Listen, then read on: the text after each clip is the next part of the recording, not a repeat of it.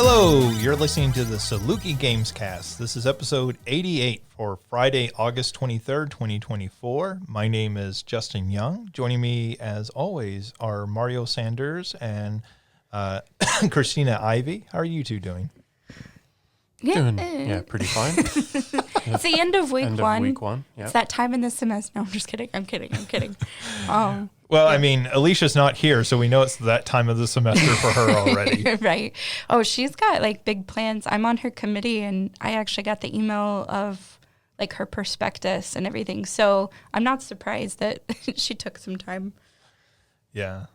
So how's the week been? Anything exciting? Anything learned so far?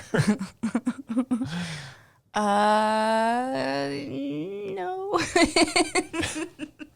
Our new folks here in the department or in the school rather are really cool. It's going to be it feels like it's going to be a good year. I was not, to be 100% transparent, I was not enthusiastic going into orientation. And even though I was tired after orientation, I was more excited about school starting. That's good. Mm-hmm. That's good to come out of that like invigorated and not like depressed or something. I mean, I did take a long nap after some margaritas, but that's a personal choice. I was still happy with where I am. Well, that's just like, letting off some steam and relaxing, right? Right. That's not, I am depressed. I need to drink myself to sleep at the end of this week. Only 2 margaritas. More than that would have been I'm depressed. It's good you know your limits. Yeah.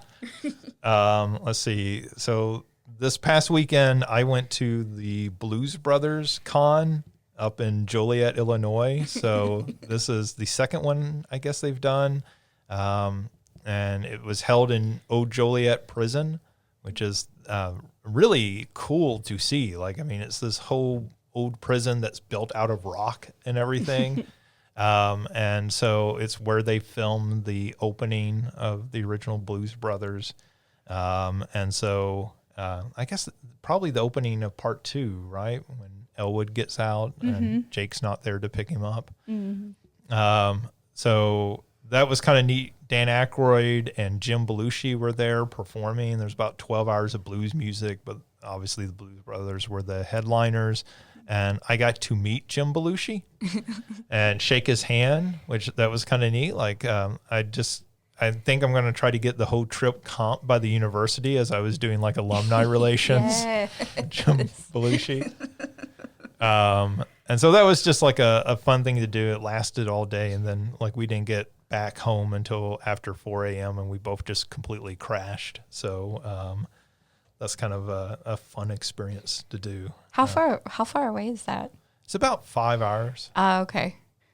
And so I went with my brother. We were using his Android phone. So it was doing Google Maps, and it took us in this very roundabout, like driving down back roads and everything to get to Joliet.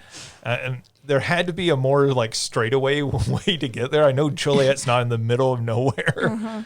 And so that was kind of weird because you're driving down all these back roads in rural Illinois. Like, it's at those points where I'm like, I have an Apple, so I'm like, Siri, are you trying to kill me? Right. I don't know where we are. Well, even when we left Joliet and we were headed back down towards Carbondale, it was giving us these really weird roundabout directions, like drive to St. Louis. And then we were like, why are we going all the way to St. Louis? This is completely out of the way. So then we're saying they're like changing the directions and fooling with them. And so that was kind of a pain, especially when you're doing that at like midnight and probably exhausted and hungry. Like yeah. we had gotten both really hungry, and so then we're looking for a place to eat, and we're stopping in Champaign, Illinois, to eat at a little diner that's open at 1:00 in the morning on a Sunday morning. Oh man, that means the floors were probably sticky. You know the type of clientele you're going to see. I mean, I'm not gonna lie. One of those is where I wrote my dissertation, and it was. I'm very aware. Yeah, so it's one of those fun experiences going through all that and everything. That's cool. And then we're starting the first week of classes, so that's gone reasonably well. Nothing too traumatic so far, so that's always a good sign. Well, there's nothing else. We'll just move on to what you've been playing. Christina, have you played anything this week?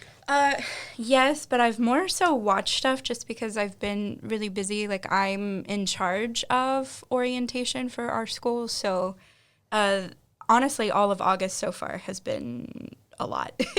But I did play one game yesterday. But stuff I've been watching, I did watch some of Black Myth Wukong.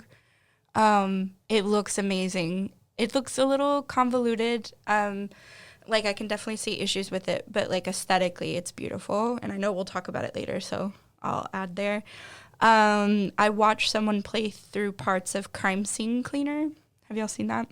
I've heard of that. I haven't actually watched any yet. It's like power washing meets Shadows of Doubt, where you're not trying to solve any of the murders, but you're cleaning them up for the Mafia. So sort of like a serial cleaner. Yeah, Have you ever seen yeah. that game? Yeah. It's very similar to that.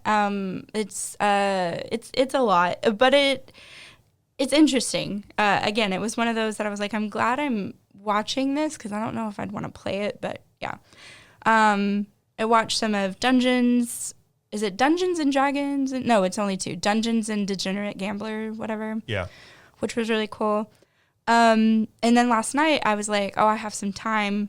I feel like playing something. Let me see what's on the PlayStation Store.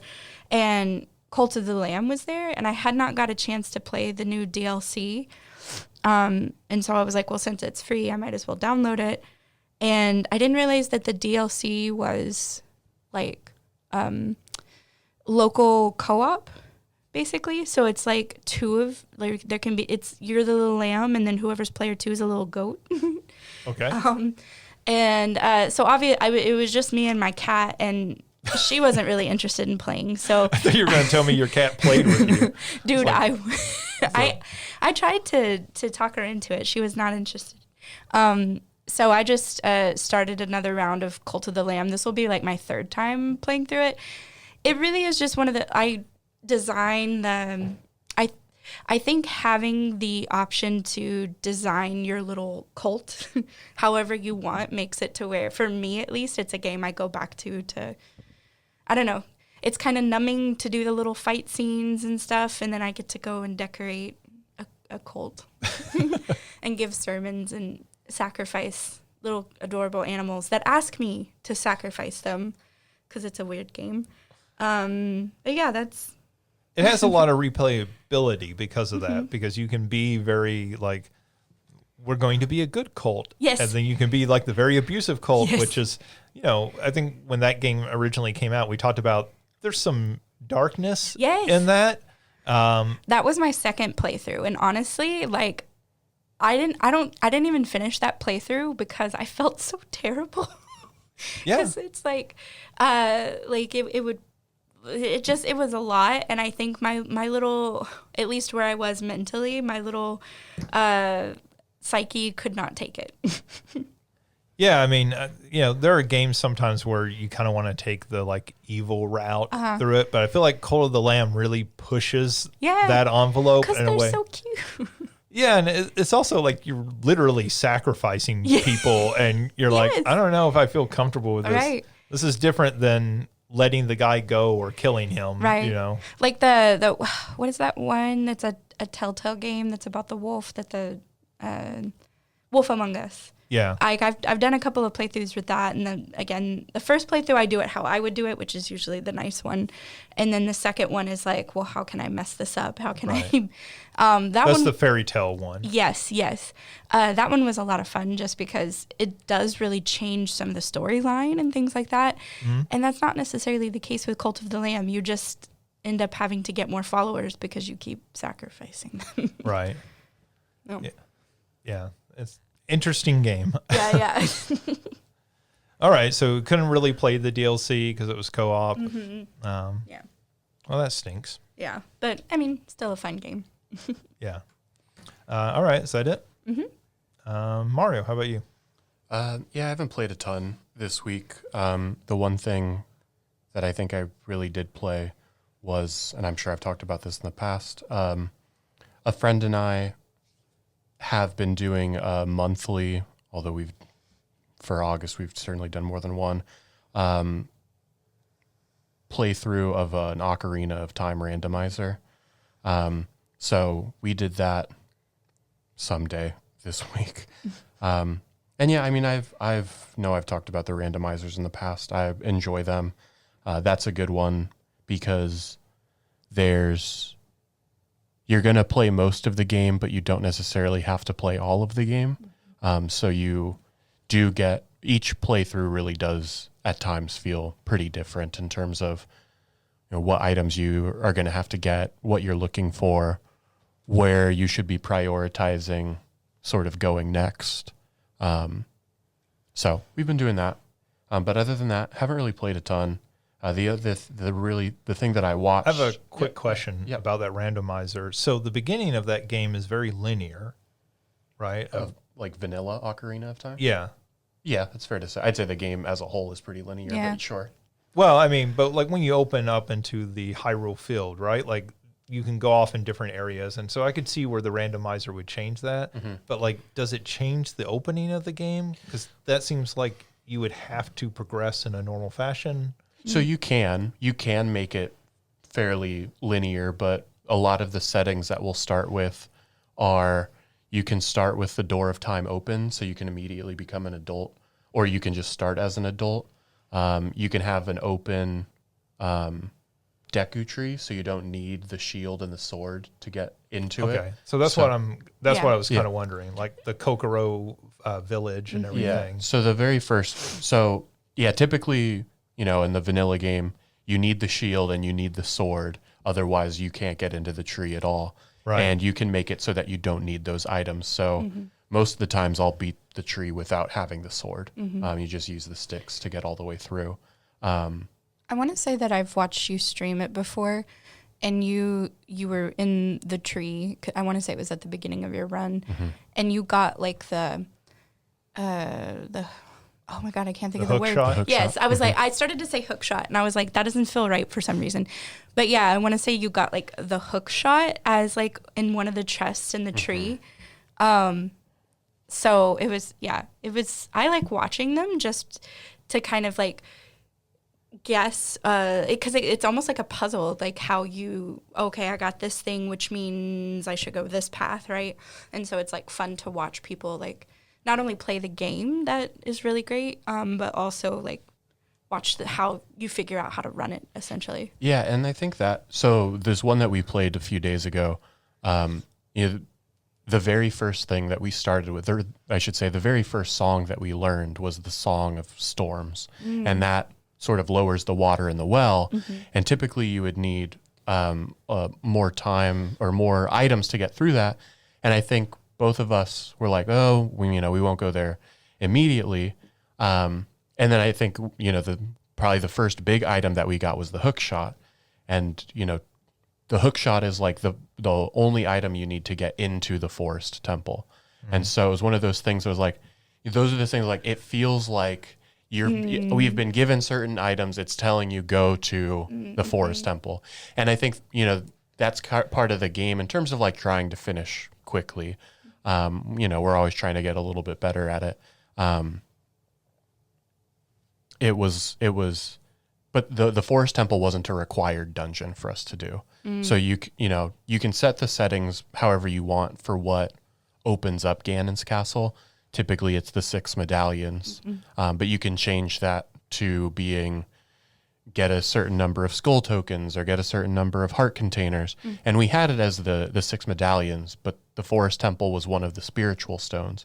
So you don't need to beat that in order to unlock it. But it was like, we've been given the item, and it turns out there were like 3 big things in there. It had like the hover boots, it had a bow, it had something else in there as well. So it was like, sometimes you kind of like read the seed correctly, and other times you definitely don't.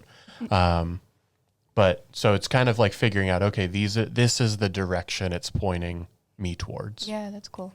Yeah, that's neat. And so, we've been doing, like I said, the original goal at the beginning of the year was to do 1 a month. I think we've probably done like 4 or 5 now in August. But It's one of those things where we'll play one, and then the next day he'll message me like, "You want to do another one?" I'm like, yeah, sure, why not? The only problem is they take about, I'd say a long one. Well, I don't know. There was one that we did this past weekend that took a lot of. It was for that event that I've talked about. It took some people a long time to finish that one, and I don't really know why. But we did that one, and that one was a partner one as well. So we did that one, and I think it took us just under 5 hours, which would have been really quick for this particular. So with the partner ones, y'all are playing the same seed, right? Yeah. And y'all choose to go in different directions strategically, right? Or Yeah, so it's one of us will start as an adult, one of us will go start as a child. We'll do sort of the beginning early checks that you can do without any items, and then this location has this item or this location has that item, and we'll share information with one another to help speed up the process. The ending time for it, is it when both of you complete it, or is that when just one of you completes the game?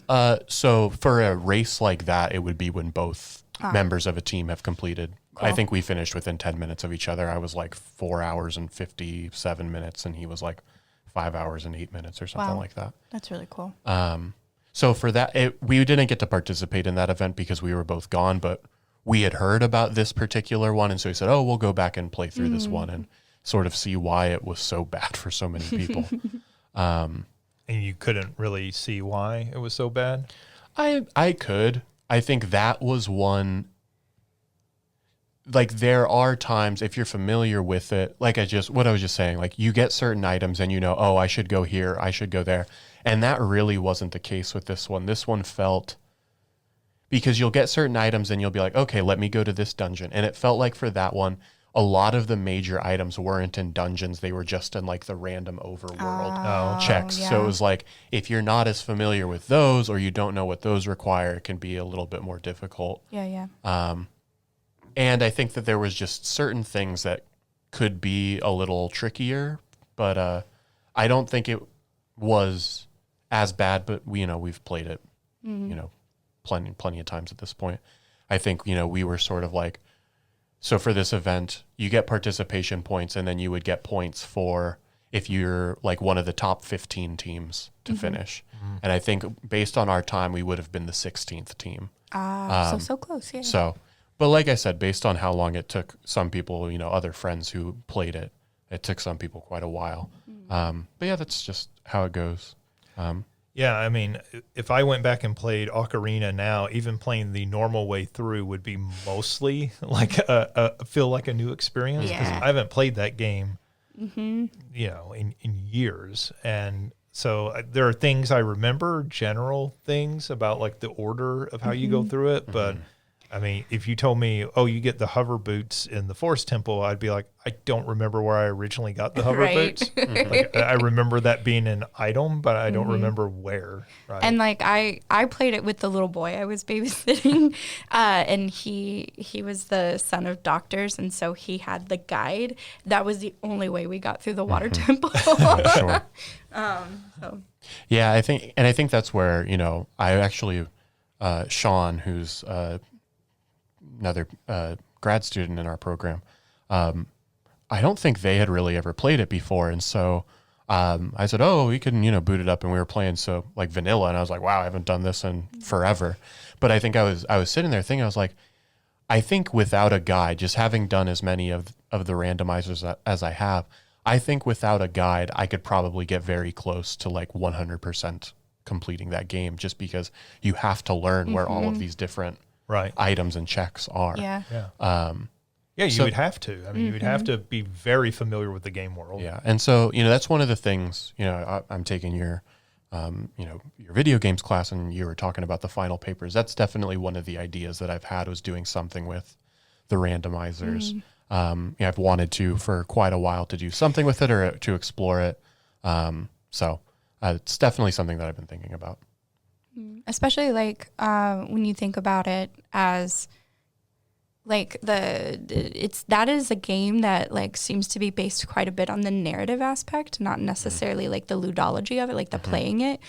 but you add the randomizer and that just messes up the entire narrative. So then it just becomes based on like how well you know the map and things like that. So it like really changes the goal of the game too, which is really interesting. It does feel very roguelike esque, you know, when you're, that makes sense. There are times where you have to go into, I got to go into one dungeon to get another item that unlocks another.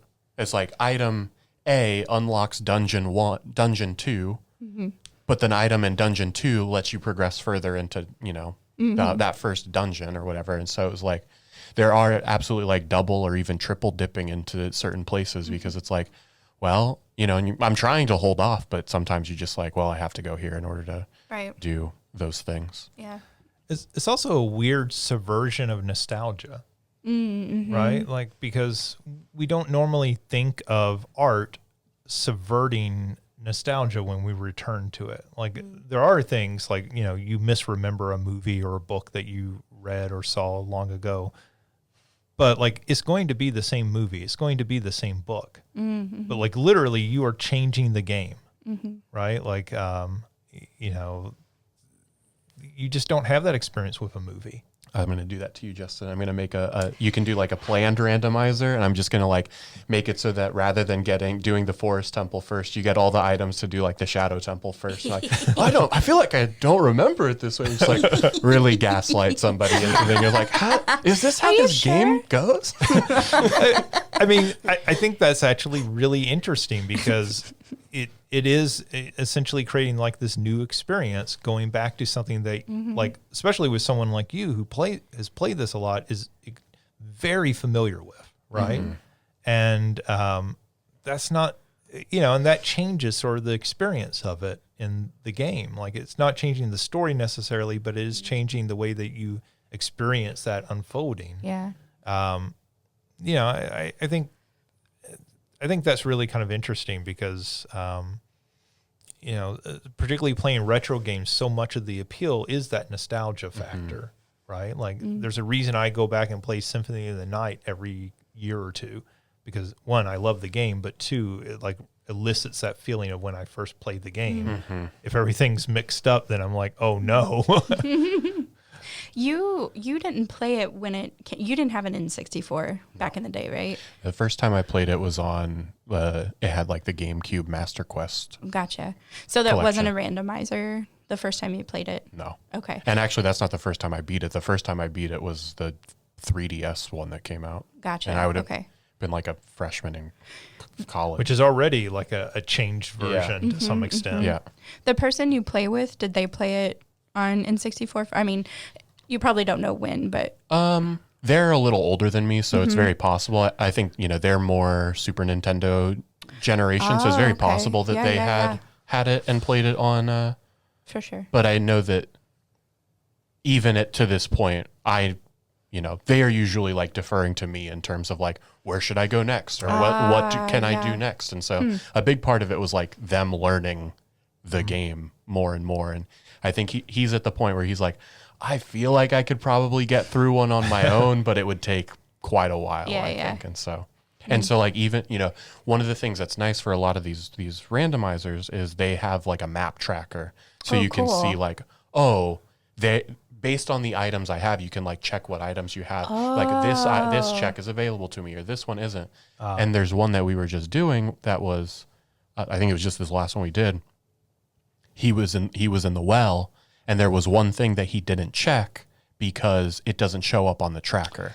And that, of course, was where our item was. It was like literally the last thing in the game that we could do. And, you know, I was like, oh, did you do, you know, and we were just going through all the things that we could possibly do. And I was like, did you fully complete, you know, what's it called? Because he was already behind me, and he was like, yes, I did. And then he was like, oh, is there an item in this room? And I was like, yes, there is. And so, you know, it's those are the things where it's like that's where sometimes the co-op becomes difficult, because sometimes one person will think, you know, I'll think he did something, he thinks I did that thing, and then it's like something super basic that you just like nobody ever checked, and so it's like, well.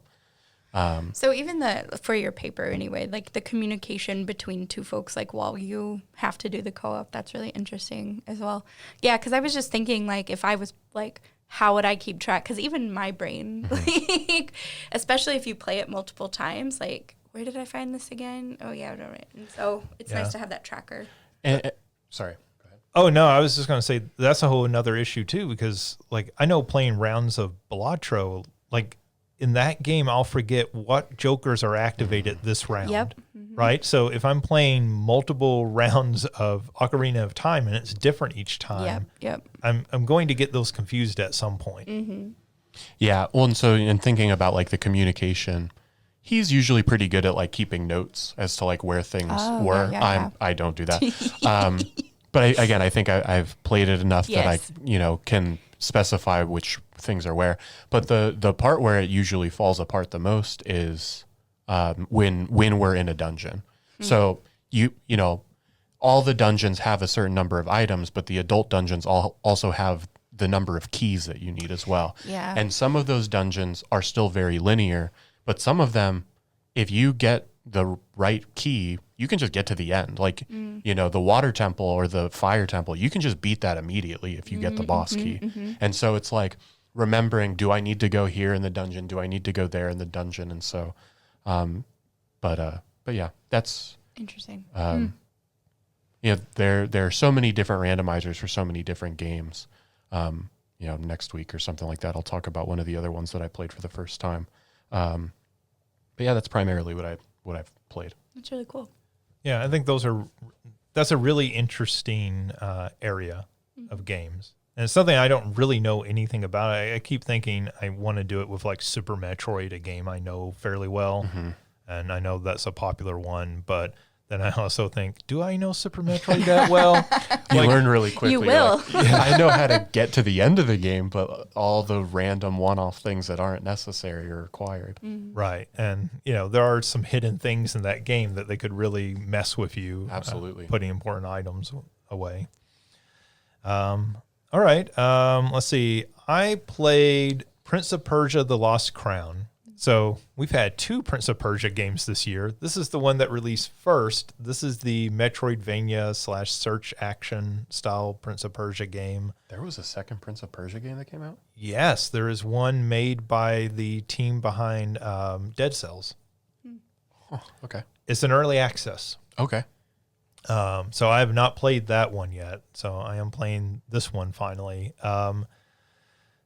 I think it's in very early access. I don't even think it's like the full game. I don't think you can get all the way through it yet for that one. But this one is the full game.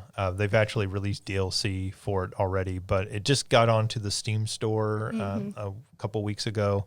So I did pick that up and start playing it. It's really good. I'm about maybe 2 hours into it, so I'm not super far into the game.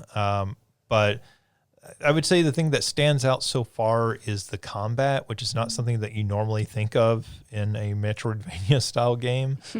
But this has you have a parry in it. You have to get really good at using that parry. You also have a dodge mechanic, so you're trying to use both of those at the same time in combination with each other. Your character also is very acrobatic and has different like attacks and everything. So you're, for example, dodging an enemy and then attacking them from behind. And then, at the same time, they're like charging at you and you're having to parry that. I'm not usually very good at games that require you to parry because parrying usually is a very tight window. And so I've been playing it so far on the normal setting. There is an easier setting that makes the parry window larger. I may end up at that at some point in this game because I am struggling with it. I'm not good at that in any game. Yeah. When you have to do that. But I like it a lot so far. So it is that sort of Metroidvania. You end up in this giant temple and you're like having to explore it and, you're seeing items. And one of the really neat things that the game does is when you see an item, you get this fairly early in the game, you can actually take a picture of the screen and then it'll place that screenshot onto your map. And so later when you're like trying to remember, hey, where did I see that ledge I couldn't reach? You can actually go through your map and see the screenshot. Yeah, that's cool. really cool. So, anybody who's played these style games before know that can be very frustrating. Like when you're, 80% into the game and you're like, wait, I just got this double jump ability or whatever other ability. And now I know I can reach that item, but I don't remember where that item was in the game. So this actually makes that more practical. That's so cool. That's a very cool design decision. Yeah. Yeah. So there's a lot of little stuff in this game that are smart design decisions. Even with the parrying, like they give you color-based alerts. So like the enemy turns yellow when you need to parry. The enemy will turn red when you need to dodge, or their eyes will turn red. I mean, obviously that might be a problem if you're colorblind, but there's probably settings within the game to try to work around that. But there's a lot of just really smart decisions so far that are making me enjoy this game quite a bit. And I'm a sucker for a Metroidvania. Like, to me, that is the ideal design of a video game to some extent. I feel those games just always feel extremely rewarding. And so it's working quite well on me. The other thing that's a little bit weird is Prince of Persia is such a weird franchise in that every few years we get it, or this year we get 2, but we get a new Prince of Persia game and it's just like, all right, forget all the other games in this franchise. Like this is its own continuity.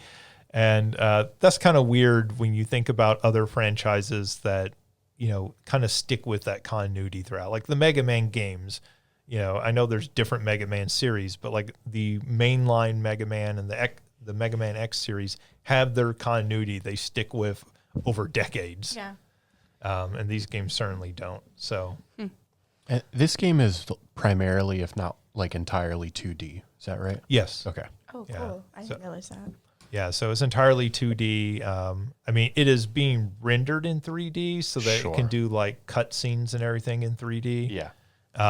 But yeah, you're playing it completely 2D side scroller. I mean, it very much looks like Super Metroid or Symphony of the Night, one of those type of games. Yeah, and I double checked that just because although I haven't played them, I have a friend who played through like the Sands of Time. There are like 3 or 4 of those in that sort of era or generation of Prince of Persia's, and those were much more those 3D adventure style games. So yeah, and Sands of Time is a fantastic game. I mean, that's the one they've been working on a remake for years now. And they showed it and we're like, hey, we're releasing this. And everybody said, that looks terrible. And they were like, just kidding, we're not releasing this.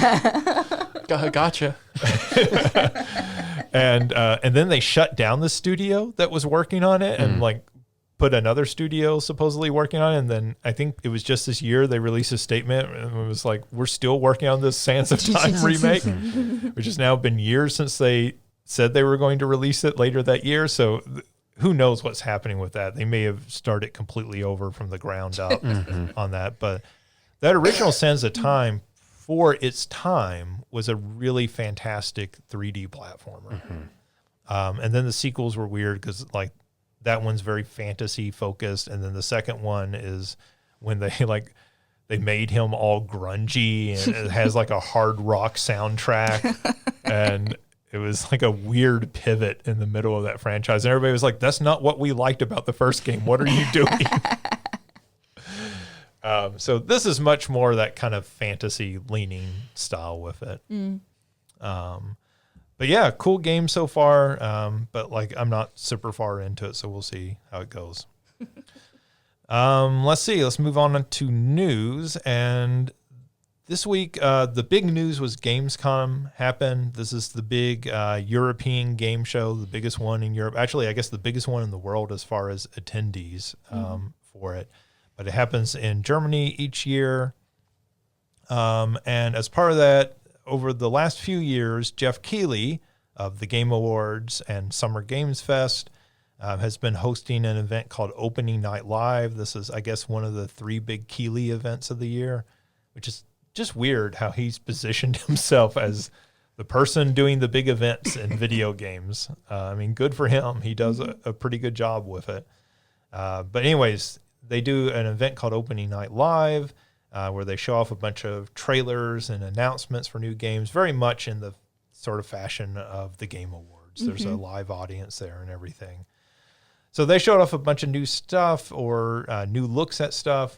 They showed off a trailer for Revenge of the Savage Planet. This is the sequel to Journey to the Savage Planet.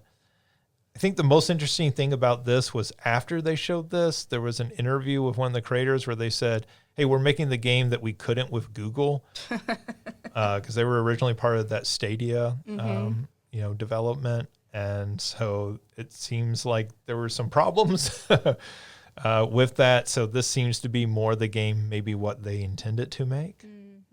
So they showed off a trailer for that. There was a trailer for Directive 8020, which is a new Dark Pictures game from Supermassive. These are the people who did Until Dawn, Right. Lots of other games. Those sort of interactive horror movie games that's what this looks very much in that fashion. I don't know if you had a chance to check out the trailer. No, not yet. I heard about it, but I haven't actually been able to take a look at it yet. I will be playing and or watching. This is much more kind of like a sci-fi horror, which is kind of interesting for them. They haven't done anything quite like that so far. That's what I was about to say. Yeah, they haven't really explored that kind of area yet, so it's really neat. I mean, I just want an Event Horizon game done by them. Yeah. Like that's, that and Alien. Those are the only two like good sci-fi horror, really, as far as I'm concerned. We got an announcement for Borderlands 4. There you go. That's what the movie was building hype. They thought it was going to. Yeah, I have no doubt they thought it was going to. This announcement coming 2 weeks after the movie opens, they were thinking, this is perfect marketing synergy. Since you loved Jack You Black, love the movie. Now you can play the movie. Didn't quite land that way. You can be Kate Blanchett. Now, that might actually work for me. Can I play as Kate Blanchett? Yes, I will play this game. But specifically the behind the scenes, it's just her like hanging out. You're playing the behind the scenes of the movie. I want Kate Blanchett in Thor Ragnarok behind the scenes, where there's the image of her in like the full costume with the headdress and everything, and Taika Waititi they're just sort of standing there. Well, he's like showing her something on his phone, and she just looks completely disinterested. And like, there's all the memes online of people like, when I'm showing my new Pokemon cards to my wife. And I just imagine that was Kate Blanchett throughout all of Borderlands. Like, I don't think she was actually miserable doing Thor Ragnarok, but like, it is a great image of her. It's sort of the opposite of the guy and the girl at the concert. Yes. Where the girl is leaning in and like screaming something at the guy, explaining something. Those memes are always pretty fantastic.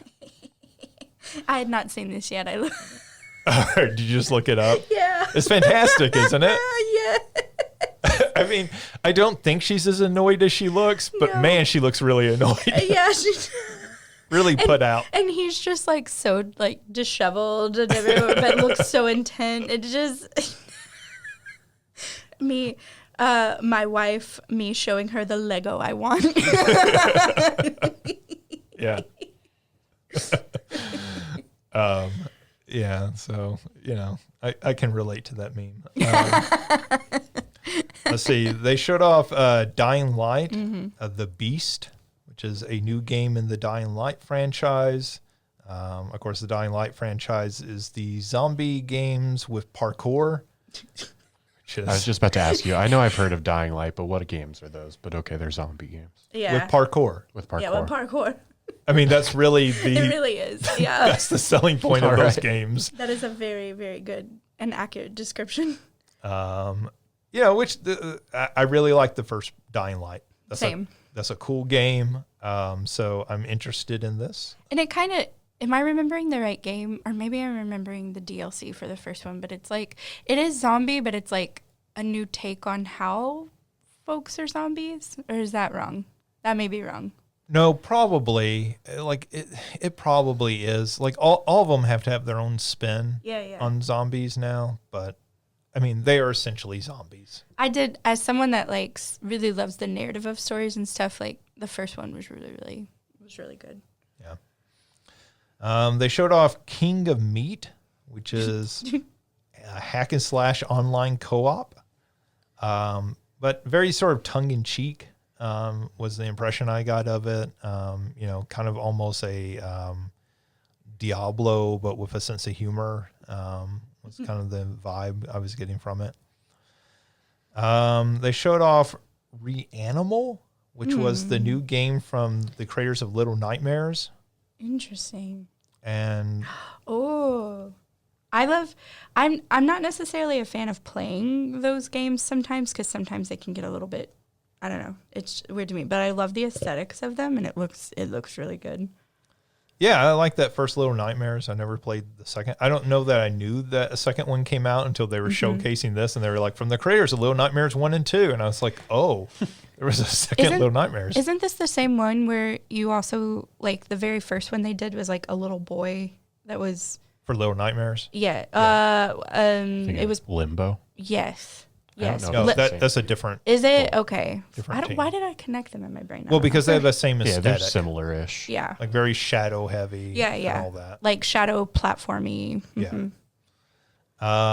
They show off a new trailer. I guess this is the first gameplay trailer we've seen for Civilization 7.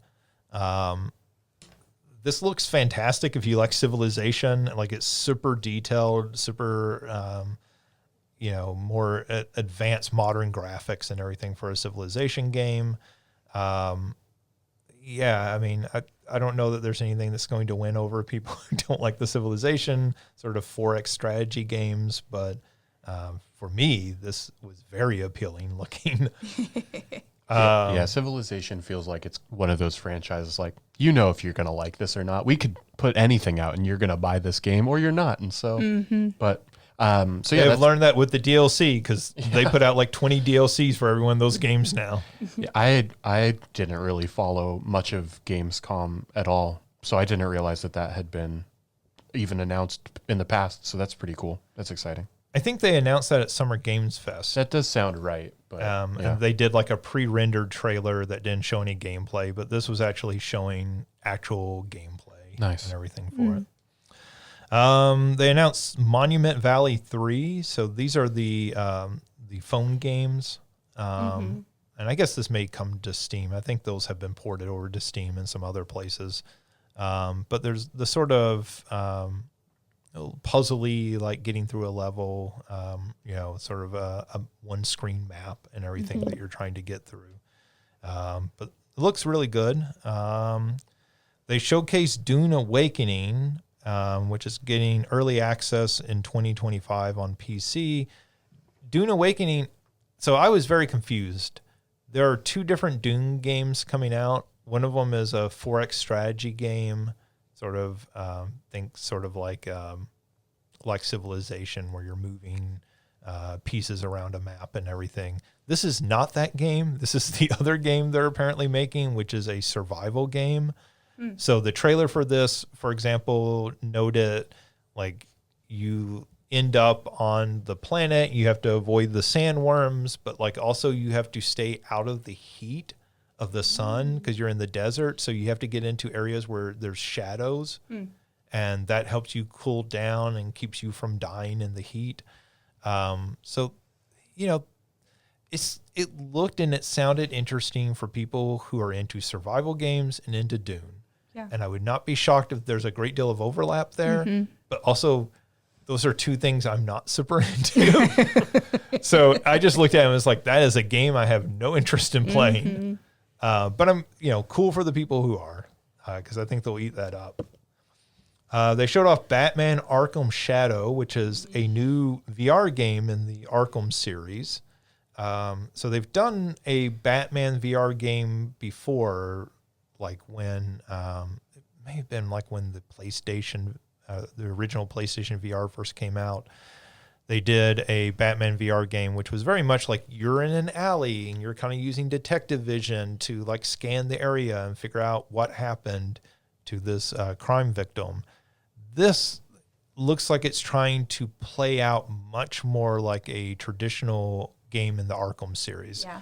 So it shows you shooting your bat grapple hook up and like going up on top of a building and dropping down and grabbing the enemies unsuspecting.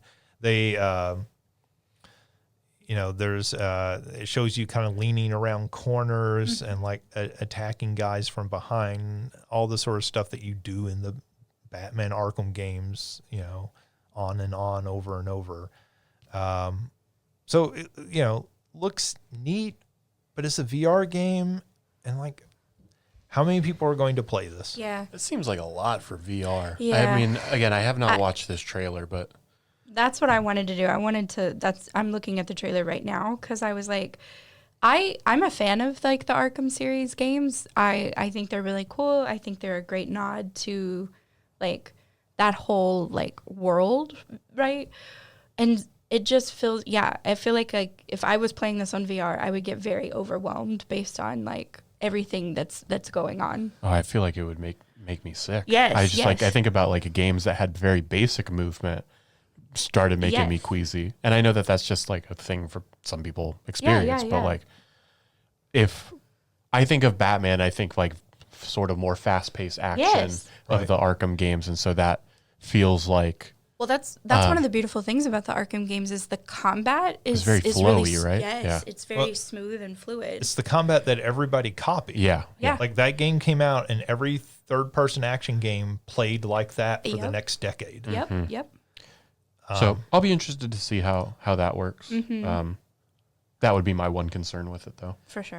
Yeah, I mean, it looks interesting, but like having played a lot of different VR products, my reaction to it was very similar, and to just thinking how like sort of constrained is this going to be, right? So it shows me sneaking up behind somebody around a corner. Is that something, it just puts me into that position, Right. and then I'm really just waiting to press a button, right? Like, and Like, how sneaky do I have to be? Because, Right. like, I'm not real sneaky in real life. yeah, I mean, am I really going to have to be leaning in and out Yeah. behind the corner trying to dodge this or not make a sound? right? Laughing because, like, Mario is doing this, like, little tiptoe, like, action. Exactly. Like, I'm not, there's a reason why I play these games. And I don't, like, You're go not actually Batman. Exactly. Yeah, Right. yeah. Exactly. You get it. You get it. Yeah, so it's a weird product to look at, but it's cool that people are still trying to make these more full-fledged VR games. That's what I was just about to say. I respect the ambition, Yeah. and if this helps develop more into what VR can be, excellent. Yeah. Yeah, I mean, every time we get something like the Horizon Call of the Mountain, I think was the name of that game, or Half-Life Alyx. Yeah. Every time we get one of those, I'm like, okay, maybe there's still a chance for VR that we'll get like these sorts of full products. But, they're selling to such a small audience. Yeah. And hopefully with like putting them out there, they'll see like a lot of the concerns we have, I have no doubt are going to Right. impact who can play in things. So maybe even getting them out there will help them tweak those issues. Oh yeah, and I'm those are not some like deep-seated concern type of things. Like those are very surface level. Yeah. Have to imagine they're taking that into consideration. For as sure, well. for So, sure. Yeah. Peter Molyneux is back, baby. Peter Molyneux has a new game called Masters of Albion. He actually was on stage at Gamescom. Oh. Peter Molyneux on stage at Gamescom mocking the fact that he made mobile games for a few years, which was like a really weird thing to do. Like basically come out and say, what the hell was wrong with me that I was making these mobile games? And like, Peter, you told us these mobile games were the future, and now you're mocking that you did this. He's like, shh. Distraction. Do you want to be God? Here's a new game. So for somebody listening who doesn't know Peter Molyneux by name, Peter Molyneux, certainly the Black and White games, the Fable games, he has developed a long history for over-promising and under-delivering with the games that he's making, always saying, you're going to be able to do this and you're going to be able to do this. And then the game comes out and people are like, we can't really do all that stuff you told us.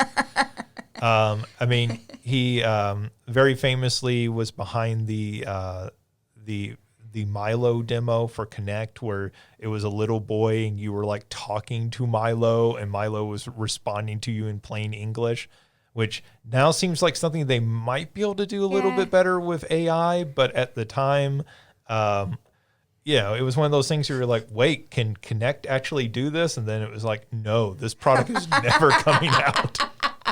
They were just completely lying about that. And of course, in Fable, there was all this stuff about like, you're going to do something and, 20 hours later, you'll come back to that town. People will be telling stories about you. And it's like, no, that doesn't happen in Fable. I think his heart is in the right place. Yeah. He has some good ideas. He just doesn't know how to execute them. Yeah, I think he's more ambitious than he can actually deliver. Yeah. And so this game was a God game, so very much looks like Black and White, but like his pitch for it was you can modify everything. So it actually shows you like zooming down to a little tavern and you go inside of it and then you're making a sandwich, like you're really making like a ham sandwich. And like it's like, here's a piece of bread, here's some lettuce, here's some meat, and you're putting this together to make a sandwich, and you're like, what is the point of this? What is the fun of this? If I want to make a sandwich. You're inspiring the people to worship you. Behold, ham sandwich, my most recent creation. But then you can take control of a character, and like when the enemies are attacking your village, you can take that character out and like battle from this like third person perspective. And none of that looked particularly good. It looked very generic. Like it looked very simplistic. And so I just, I like Peter Molyneux. He's one of those characters in video games that's just weird and like has weird ideas and tries weird stuff. And so you're always like, it's better to have you in the industry than not. But every time I see one of his games, I'm like, I just don't even care until this game gets released, because I know it's not going to be anything you say it is until it gets released. And then we'll figure out, like, what did you actually deliver? Yeah, can I make a ham sandwich in your game? I mean, like, that to me is the selling point, right? Like, do I get to go in the tavern and just make sandwiches all day? That always reminds me of like the Old Republic, when the Star Wars MMO, when they were pitching it. One of the things is they were going to make it, and originally it was really difficult to become a Jedi in that game. And they were like, we don't want people becoming Jedi. We want that to be like a very rare thing that is going to be really hard and a struggle to get to. But instead, you may be a merchant. And so you're going to set up a shop and like people will come to you and buy, and you may be a chef and set up a restaurant. And then, they found out that everybody just really wanted to be Jedi. And so how would you like to be the side character in somebody else's Jedi story? Ever felt like an NPC in real life? I mean, and like from ambition, your midichlorian count is not high. Wouldn't it be terrible as soon as you like rode your character, that's the first thing it said? It just randomly generates the character. Yeah, and it's like it's $10 for a new character. Man, what a scam. I feel like they would do that today. Yes. Back then, there is a David Cage game coming out. Back then, they were too innocent to try something like that. But yeah, I mean, there was a time, right, that was the promise of MMOs, that you would create this world and people would live different lives in the world. And you can see him leaning a bit into that in some way, like you're going to customize every aspect of your town. We'll see if any of that's actually practical in the final game. But look, we're here talking a lot about this game, so it's already more interesting than a lot of the games announced. So he's always the PR man. Let's see. They showed an actual gameplay trailer for the Indiana Jones and the Great Circle. I guess it's the full title of that. They announced the release date of December 9th on PC and Xbox Series consoles. But probably the bigger news that came out of this is they announced that this game is releasing for PlayStation 5 in the spring. So not even, That's a big one. 6 or 12 months later, but like, a few months later. 3 months, maybe April, maybe. Yeah, maybe as soon as April, right? So this sent, I think, quite a bit of shockwaves through the game industry because, up until this point, the games, and we talked about this in the last episode, right? That there was a game rumored that they were going to announce, and lots of people were like, oh, well, that's going to be one of their games they announced a year ago or something, or released a year ago. And for this to be a game, hey, this is coming out, and within 3 or 4 months, you may be able to get this on your PlayStation 5. And of course, the reaction to that is, well, why in the hell do I have an Xbox?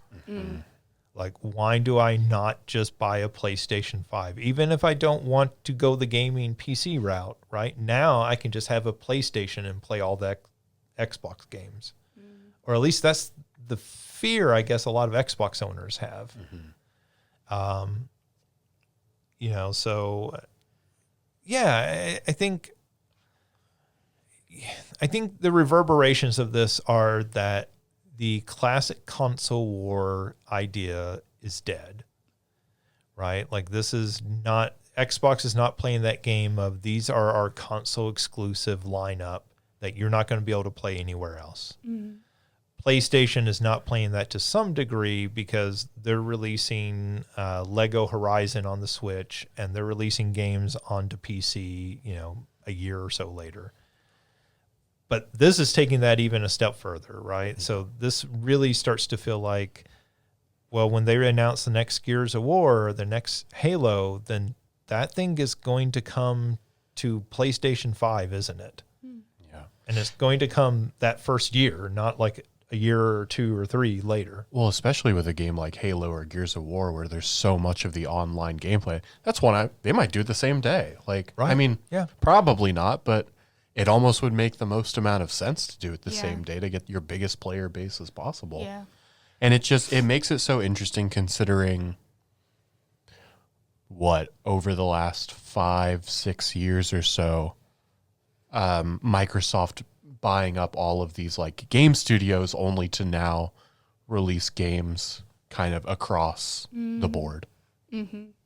And we knew they were doing that with Call of Duty. Yeah. Right? And they had already done this with Minecraft. So, Minecraft is one of the best-selling games across every system every year, right? And mobile, of course, as well. And so, yeah, I mean, they've already got some experience with doing this, but, yeah, to really see them kind of lean into this, I completely understand it from a financial perspective. And we'll talk about that more here in a few minutes with Sea of Thieves. Why don't we go ahead? Sure. Not just mention it, but Sea of Thieves, of course, they released earlier this year on PlayStation 5. They did announce that has sold over 1 million copies on the PlayStation 5 alone. Yeah.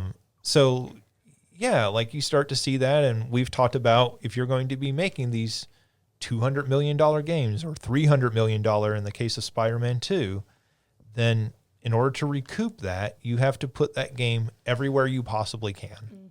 You want to generate income, and I think, yeah, you're absolutely right, Mario, with an online game like a Halo or a Call of Duty or Gears of War. They released the Halo Infinite online part free. Like, you didn't have to buy that. You could just download it and play it because they wanted as many players playing online as possible. So you got to think when you release the next one of those, yeah, that's got to be day and date almost on these other systems because you want as many players as possible playing that game. Because I'm sure they thought about it as like losing money by doing it for free, like that section. And so at least this way, yeah, it's like the other system, but also they can make money off of it. Because you're wanting to sell the battle pass and cosmetics and stuff. Yep. The only reason I could see you potentially delaying it is, you know, as we see with a lot of these, like, you know, the games of service is they have like their peak and then they start to fall off. Right. That if you wait a little bit, So you the could fall get off, yeah. You wait towards like just before, if you can time it a little bit, or after, you know, 3 months or 6 months, when like the large number of player base starts to fall off a little bit, you re-release it, you get another sort of boon and They're sort gonna of Taylor Swift it. resurgence. I mean, yeah, kind of. I mean, I could see that being the play, but that also feels a lot riskier to play that game. Whereas if we just do it day and date, we know we're going to get everybody. Right. Yeah, I think the danger of that is, does that game catch on? Yeah. Is that player base there in 6 months or a year? Yeah, exactly. Right. Or has everybody moved on? And so, you know, Concord is, I guess Concord actually released the other day. Okay. And yeah, so that's the appropriate reaction to that. Well, I know they did like an early access weekend or something like Yeah. that, and I saw some people play it, and I think they were kind of underwhelmed. Not bad, but not like, this is the new game I'm going to play forever. I think that game is actually fully out now. But I think the problem is, you think about Concord 6 months from now. Is anybody playing Concord 6 months from now? Or is that game just dead? Have you missed your shot in doing that delayed structure? Because I think you're absolutely right. There's some logic in delaying that, staggering, right, the release schedule. But then there's also the danger that in 6 months, nobody cares. Right. Well, and you can, I feel like you could say that about Halo Infinite. Of every game, Halo Infinite online feels like it should be about as slam dunk as an online should be. And I don't know if people were playing that after 6 months. They were, but it had fallen off dramatically. Yeah. Yeah. I mean, that was a game that was better than the reception it got.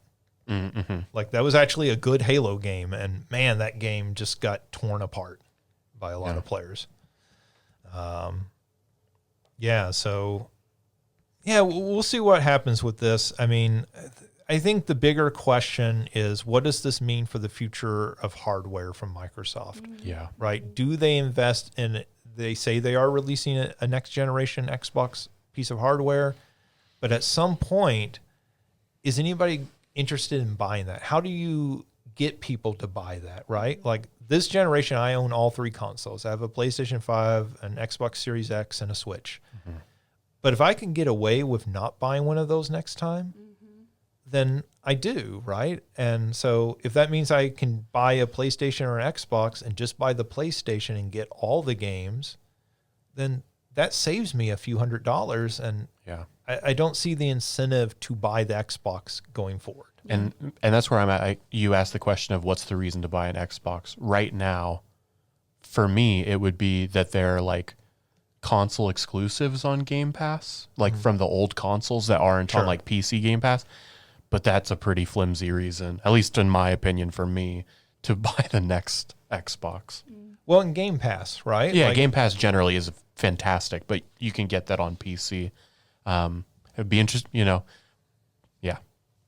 Yeah, I mean, it'll be interesting to see going forward, because I feel like they're going to have to really sell that next console. They're going to have to figure out something that makes people want to buy that hardware. Yeah. It can't just be our exclusive games, because those games aren't exclusive anymore. Yep. I mean, your biggest hitters aren't. And, you know, and you're out there saying in interviews like, hey, this is the future. More of our games are going to be coming to PlayStation and other places. So, you know, you're not even like, hey, this is an experiment. This is Indiana Jones. This is the contract we had to sign with Disney to make this game. Yeah. Like, so, yeah. Let's see. This is one of those that is kind of interesting. They showed off a trailer for Mafia: The Old Country, which is a new Mafia game that's going to be set in Italy. And this is really interesting, because for years I used to use Mafia as an example of a game that just did not sell well enough to get additional sequels, because it was a very beloved franchise, but this is back when they did Mafia 2. People were desperate for a Mafia 3, and they were like, look, that game just didn't sell very well. And then they did a Mafia 3, and that game, the impression I got was didn't sell super well. And now here they are doing another Mafia game. And I love that it's the little franchise that could. And I like Mafia 3. I think that's kind of a cool game. They do some weird stuff in that game. That's set in like New Orleans. And that game has a KKK rally that you break up.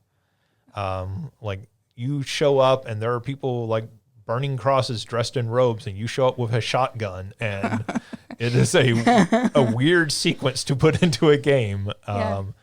So, I'm kind of intrigued to see what they do with this. And I think it's a good idea to set it somewhere else. Yeah, for sure. Freshens it up a little bit. Yeah. Because that was always sort of a Grand Theft Auto clone to some degree. Sure. Right.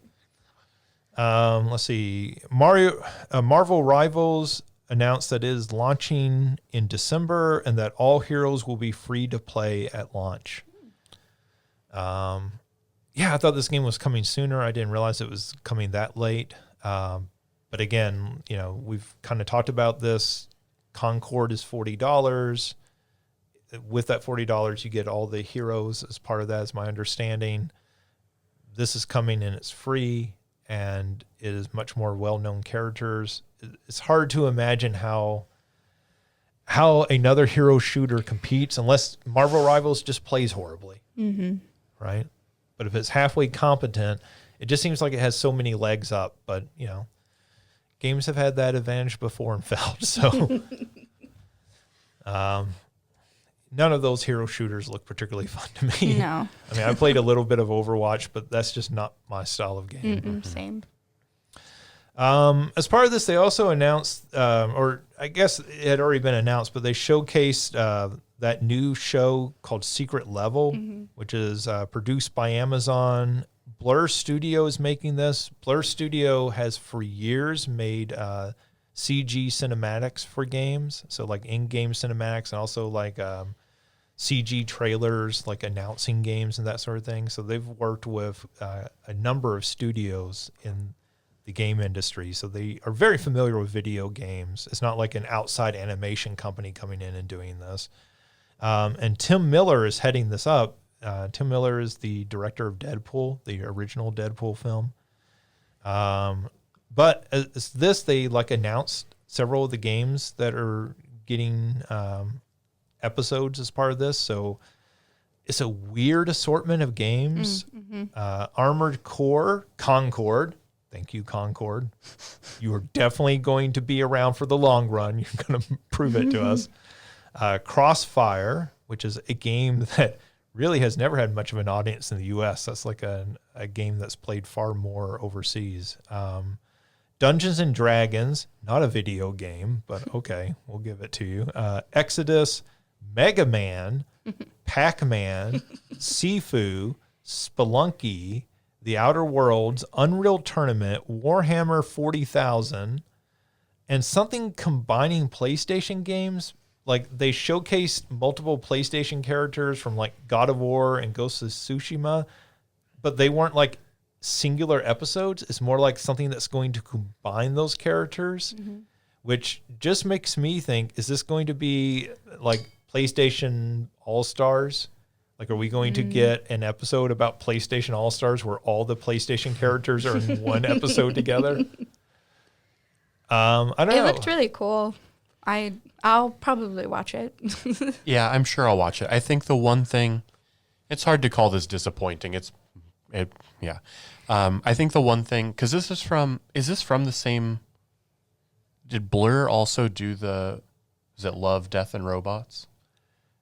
I think it's the same people behind like this. Creators or something yeah, like the same creators, but I don't know if Blur did the animation in that show or not. So I think the thing, because I feel like the cool thing about, I never watched it, but I've seen snippets and stuff of it.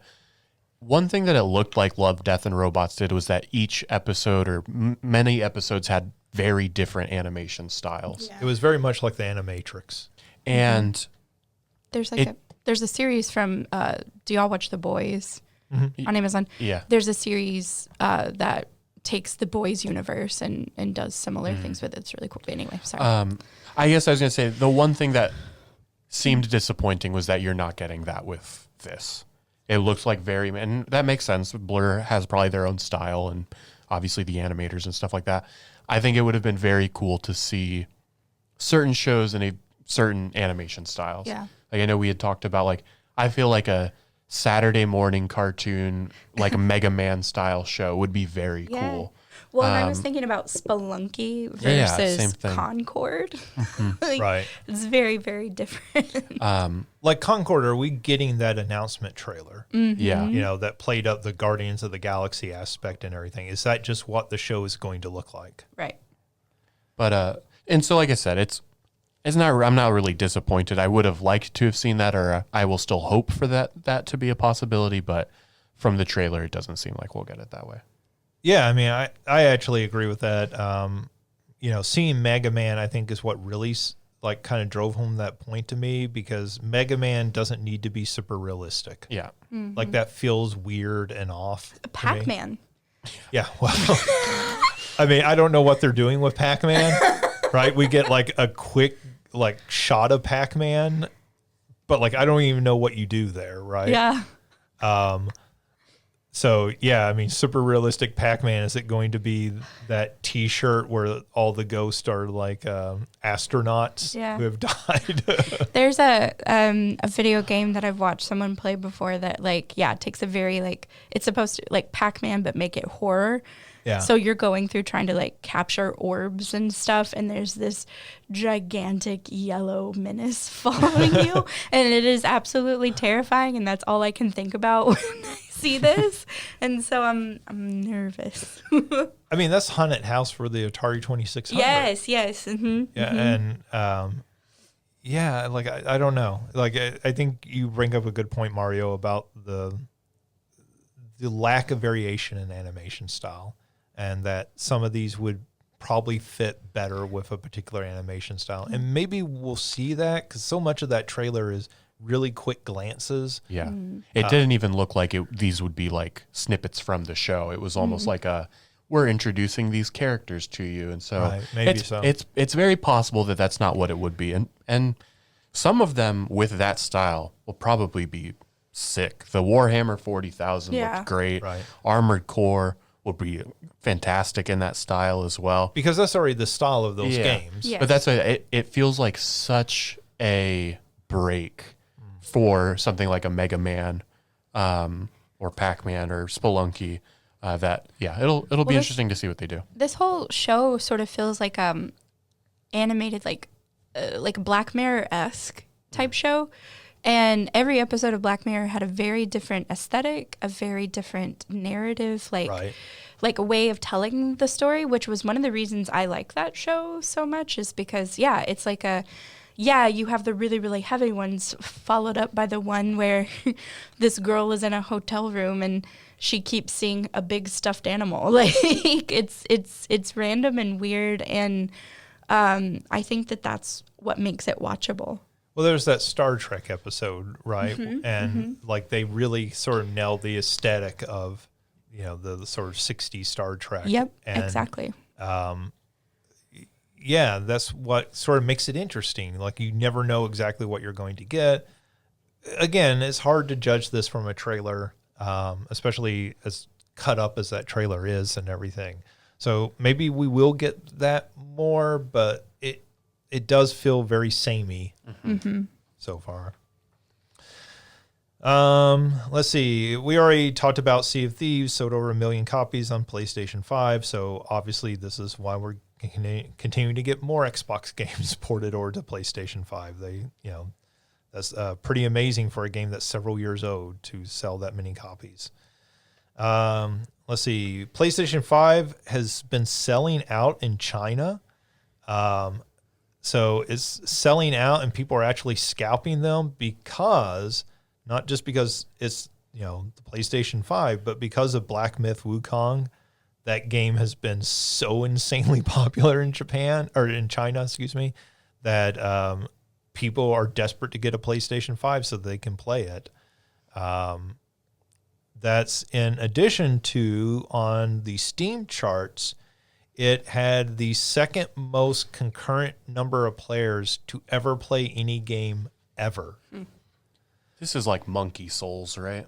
Yes. Yes. Okay. Yes.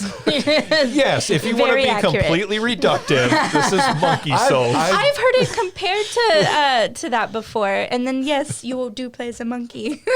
I'm just joking. Like, I really don't mean that to be dismissive. I want to watch more of it, but no, I mean, like, how else do you explain that game, right? It's a Souls game you play as a monkey. Yes. Yep. I mean, it's, maybe it's a little closer to Sekiro. Aren't you sort of almost like samurai-esque in the game? Well, and it's the Journey to the West story, like that Dragon Ball and all that derives from, is my understanding, which is like the Monkey King story, Yes. I think. Sure. So yeah, whatever the, I guess, Chinese equivalent of the samurai would be, that sort of warrior.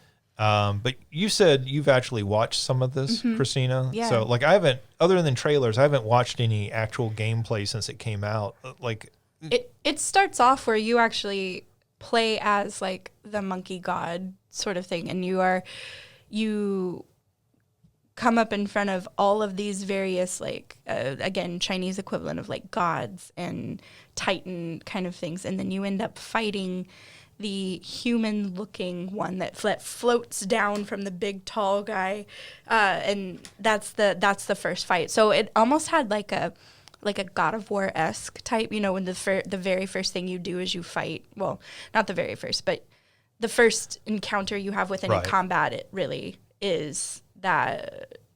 Forget his name. You know who I'm talking about though, like the one that. It's the big old fight that you have at the beginning, right? Can't remember. Is it Hades that you're fighting? Don't you No. fight You're him? talking about the new. I'm talking about the new 2018. one. Oh, Yeah. Okay. Yeah. The Loki? yes. And so Those games all blend together. Yeah. You Honestly, fight yeah. Hades in some big battle, and I forget if You it's do. the end of one or the beginning of another. So yeah, I was thinking of the new series of yeah. them. But yeah, so it starts off with this major battle, and you end up dying, and then then they sort of do like their intro-esque type thing that's like the soul of this monkey lives on, and so then you are the reincarnated him in a new monkey body, which is cool. So it like demonstrates to you like all the stuff that you're going to be able to have access to, and then strips it away from you, and you have to slowly learn it. sort in of this a new body. Metroid style. Yes. Like Samus has all of her powers at the beginning and then loses them all. Yep. Yeah. So I mean, does it look fun to you? It looks like it is definitely more fun, I bet, to play than it is to watch. Like there's watching it, I kind of fell asleep a few times, so it's actually come in use this first week of school. But I bet playing it is a lot more. They're games like that. Yeah. Right.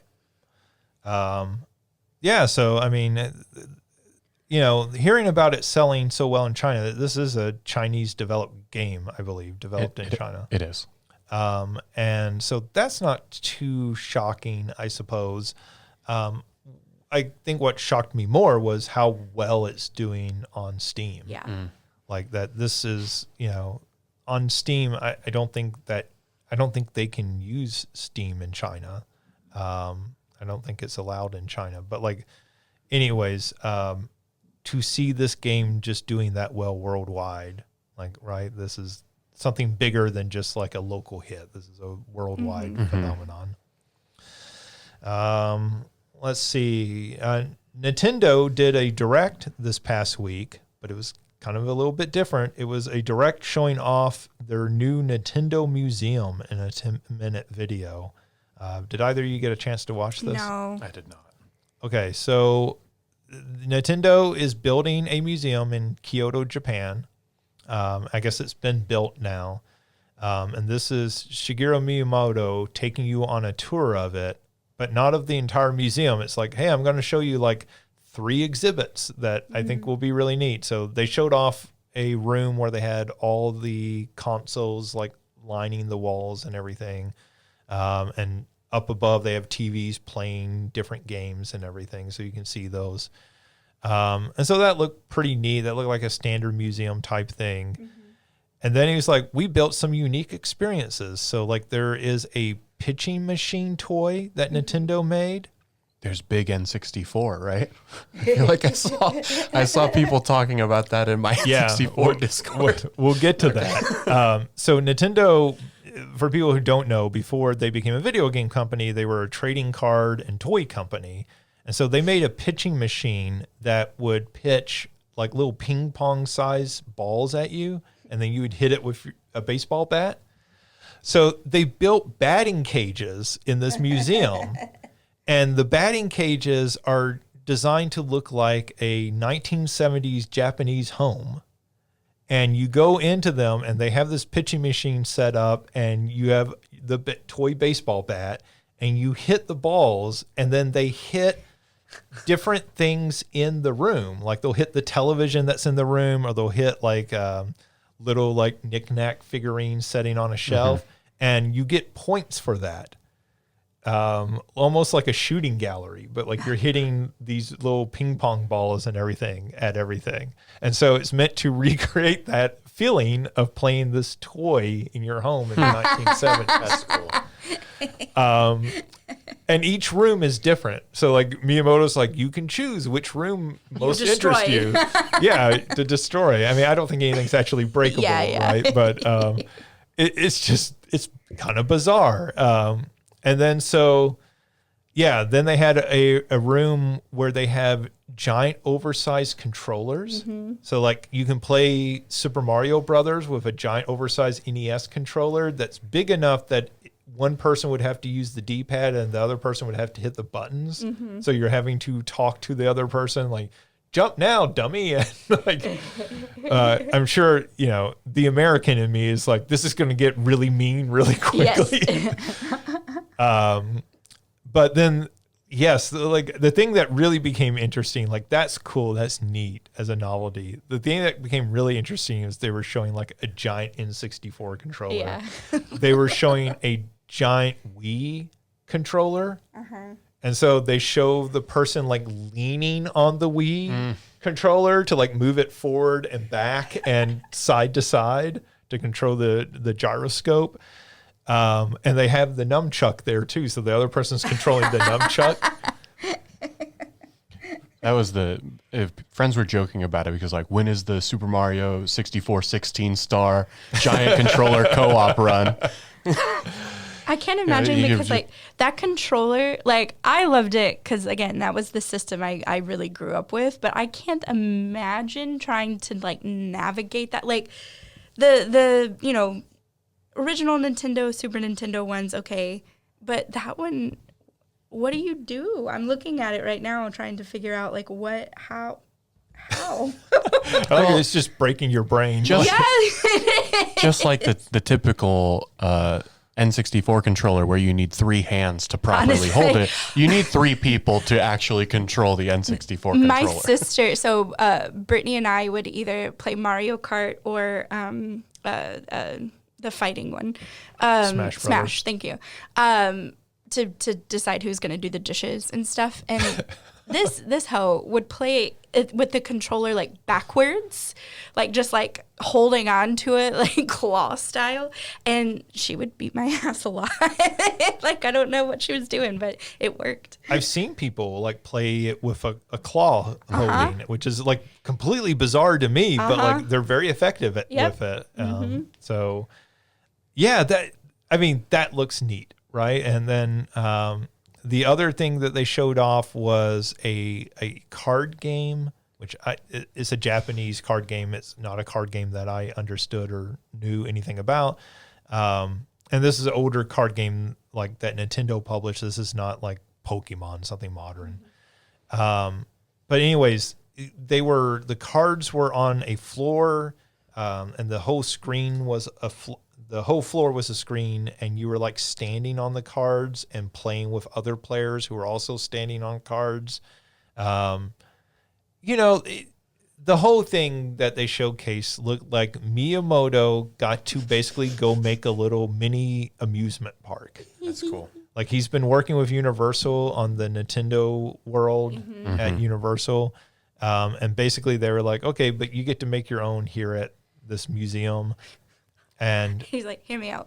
Giant controllers. They're just smiling and nodding like, yeah. okay, Miyamoto,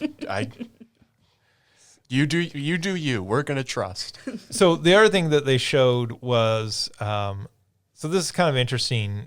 Bowling was really popular in Japan for a while, like back in the 60s into the early 70s. And so across Japan, they built bowling alleys.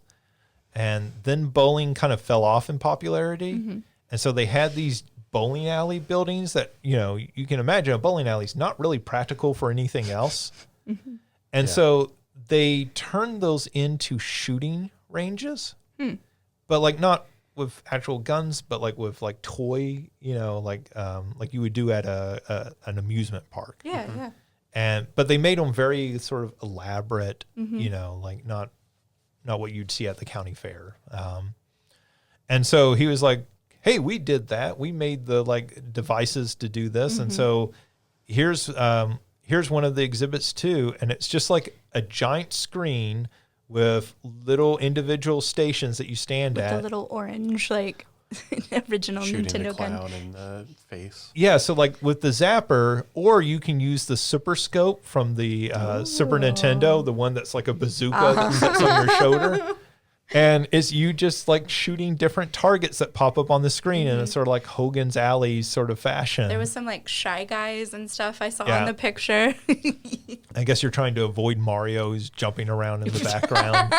Oh no. And it's just like it's one of those things where you're like, oh, this is like what I would expect to be in like a children's museum or something these days. I know there's a mob museum in Las Vegas that's like the history of the Mafia in Las Vegas.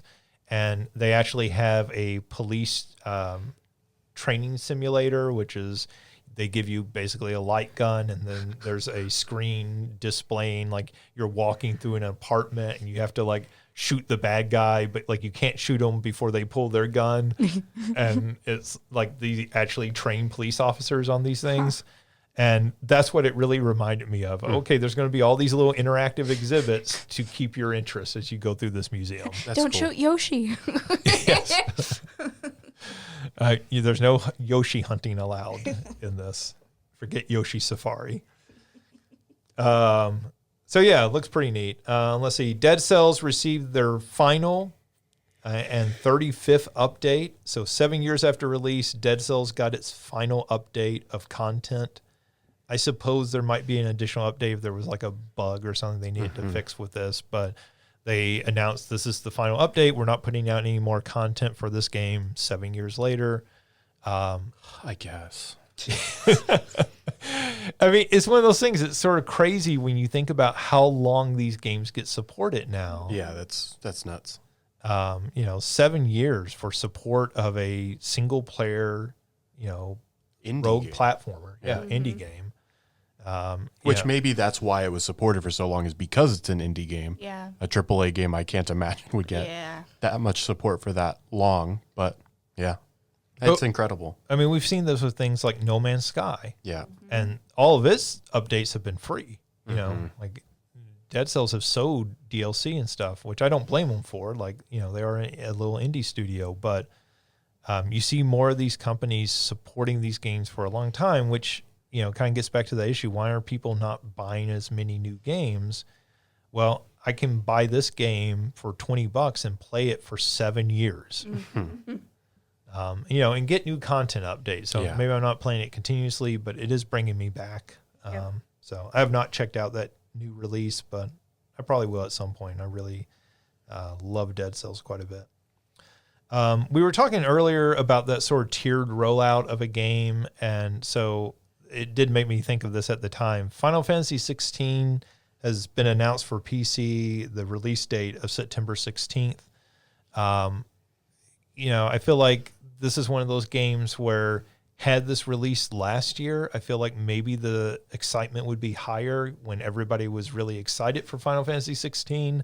And then that game came out, and it felt like everybody almost immediately forgot about it.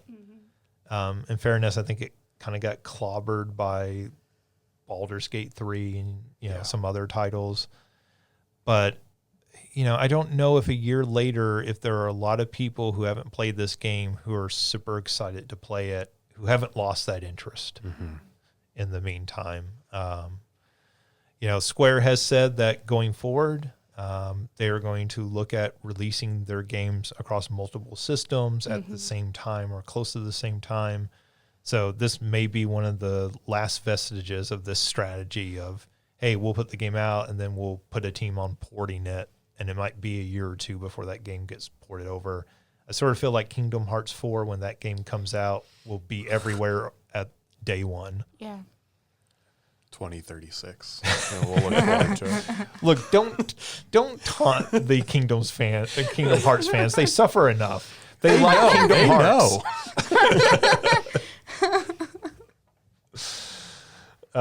Let's see. Xbox unveiled their adaptive joysticks for players with disabilities. If you remember, they made the adaptive controller, which was sort of this big rectangle box, and then you could plug in different components to it. This is a sort of, it looks sort of like the nunchuck controller from the PlayStation Move. It looks an awful lot like that, but it will connect to that controller or via other ways, and then you can connect additional things to it. You can sort of rearrange the buttons and reprogram them. This is designed for people with disabilities, for diminished motor controls or diminished ability to interact with a standard joystick, let's say, standard controller. So this has been really cool. Like, I give Xbox all the praise in the world for doing this, making games more accessible to the average, to everyone. And they've done really cool stuff over the years that we've talked about on this podcast, but like the Forza games, adding like a mode for blind people where it uses sound to sort of direct you where to drive. They're really sort of leading the way in this accessibility that's been super cool. Well, and then the note you have on here talks about like making 3D printable files to like for the joysticks, and I was like, or for the top of it. Yeah. And I was like, why? And then I looked at all the different ones. Yeah. And the big one that they have on here, they are, at least from Google Images, it's showing somebody who I'm assuming does not have an arm using their like chin to move it and stuff like that, which is really cool. Yeah, so they're making, I wasn't quite sure reading the news article, like how these are going to be made available. If they're just going to be on the Xbox website, or if you're going to have to pay anything to download these files. I kind of get the impression they would just be available freely. Yeah. But these would be 3D printable files. Of course, not everybody has a 3D printer, but most local libraries actually have these now that you can use. But you'll be able to print toppers for the joystick, so that you can make ones that maybe for somebody who's controlling it with their chin, or maybe somebody who have different configurations of how they can use this, maybe different ways that would be more comfortable, right? And so just really cool. Like, that particularly stuck out to me, that part of making that freely available and going that extra mile, right? Because it's like not only making a disability or like a controller for someone with disabilities, but also making it to where they could personalize it based on whatever's best for them is a cool idea. And that's one of the things that you kind of, when you start talking to people with disabilities, like every disability is sort of unique in its own way, and the way the person is comfortable interacting with something. This is, just praise for Microsoft. Like, we can talk about Microsoft and their like confused messaging, but this has been one area where they have done fantastic work. And, ideally, I would love to see this become standardized across the industry, so that somebody could buy this one time and use it on their Switch and their PlayStation and their PC. instead of, everybody coming up with separate solutions. Or in the case of Nintendo, they've done nothing. Yeah. So this would be fantastic if they were to say with the Switch 2, hey, let us make this work with our system. Yeah. Like none of your other controllers, but this one. This one, yeah. Yeah. So that, that's a big expense. These are like $200+ a piece. Right. One last story here. EA Sports College Football 25. We talked about how well it's been doing. It has overtaken Helldivers 2 as the best-selling game of the year. That game has been out for less than a month. And it is already the best-selling game of the year. I feel like this is the sort of insanity around like Hogwarts Legacy, where it came out and you were like, oh yeah, that would be popular. And then, you find out a couple months later, it's already sold 25 million copies. And you're like, how did that happen? I'm honestly not surprised. I think that like the like EA game, like football especially, like captures an audience that is bigger than maybe just normal video games. You know what I'm saying? Like, it's like, I don't know. I feel the same way about like Smash Bros. Or Mario Kart for Nintendo systems. Yeah. I don't know. Well, it's like the FIFA games, right? Like yes. You've got people that is the one game they will buy every year. Yes. And with college football, this is the first one in over a decade. Right. This to me is not surprising at all. The most surprising part of this headline is that Helldivers 2 was the best-selling game of the year. I think that's a phenomenal game. We've talked about how much I enjoyed it personally many times, but I wouldn't have guessed it was the best-selling game of the year. Yeah. But EA Sports College Football 25 becoming the best-selling, that doesn't surprise me. Yeah. I think it surprised me how quickly it hit that mark. If you told me by the end of the year it was the best-selling game, I wouldn't have been as surprised. But how quickly it caught up and passed Helldivers is pretty impressive. It was the number one selling game. Number two was the deluxe pack that had Madden packed in with it, which was like, I don't know, like $180 or something. Yeah, I'm sure. So, like, I think that's what surprised me is just how well it's selling. Like, obviously, like it was probably going to always be the best-selling game of the month, and Madden will probably be for this month, when it's come out. But I think it just shocked me how quickly that game has sold and like how much that pin-up demand for it was. Because the thing to remember about this, keep in mind, is this game is only on the current generation of consoles. There's no PlayStation 4 version. There's no PC version. You have to own an Xbox Series system or a PlayStation 5 to play this game.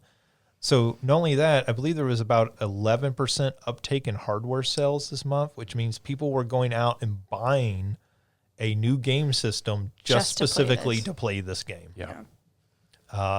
So, this is sort of like the savior of the industry is getting people to invest. I've always talked about this in terms of like the bro gamer. That there was this sort of college guy who had a game system and they bought maybe 2 to 3 games a year. And it was Madden football and Call of Duty and maybe one other game. Yeah. Right. And so this is it, right? This is college football. They'll probably buy the new Madden now, and then they may buy one other game. Yeah. And that's good for the industry. Yeah. We often talk about like we are not necessarily the mainstream because we're really into video games, but these are the mainstream in a lot of ways. All right, that does it for news. So let's move on to our big question. And because I was at a concert festival this weekend, it made me think, what game would you like to see a day-long festival with music and such to celebrate? So if you could take any game or franchise and have a day-long festival with music and food trucks and other things celebrating that game, theoretically thematic food trucks, what would you want that to be? And Mario, why don't we start with you? So it would be Donkey Kong Country, maybe with a tie-in of like Donkey Kong 64, but I understand if people are like, no. It's going to be called Monkey Souls because I feel like that's, But I feel like, I mean, the music of those first three especially, I mean, is so iconic. And then I feel like with the, you know, you could do like, especially bringing in, if you were to get to like a Donkey Kong 64, you know, they each have their items of the melons, peanuts, Oh man, I want them to play pineapples that too. song Yeah. Well, I mean, on a stage would have somewhere, to be. right? But so it would be something like that. You could have somebody on stage just playing congas, like Donkey Konga. Yeah. You've got, I figure you could even set it up if you had it sort of, you know, county fair style. You could do Yeah. like, I don't know, little rides related to like the animal friends from those Yeah. first games as well. So. You could have what is it, Funky Kong, hit the little airplane sure. that he does. Yeah. Little Cranky Kong, like rocking chairs for folks who just need to rest. Food trucks could serve banana pudding, banana splits. Yeah. Melon stuff, yeah, because that's usually a big thing. And then with all of the stuff in the second one, like peanuts, grapes, oranges. Yeah. Yeah, that works really well. Yeah, it does. Monkey Souls is a good name for it. That should be the name of the podcast. Monkey Souls. All right, Christina, how about for you? The first thing I wrote on here was everyone already knows my answer. Because like Dead by Daylight, obviously. For a few reasons. Like, one, the star power alone. You got Nick Cage there. Jamie Lee Curtis has actually done some stuff for DBD, like when the Halloween chapter first announced. She was part of that announcement. Something that I just learned was that the Boulet brothers, who host Dragula, has done some stuff with Dead by Daylight, specifically cosmetics and like a keychain, which the keychains, if you've never played it, go on your character if you're a survivor, or they go on the hooks if you're a killer. Does that show use the song Dragula as its theme? No.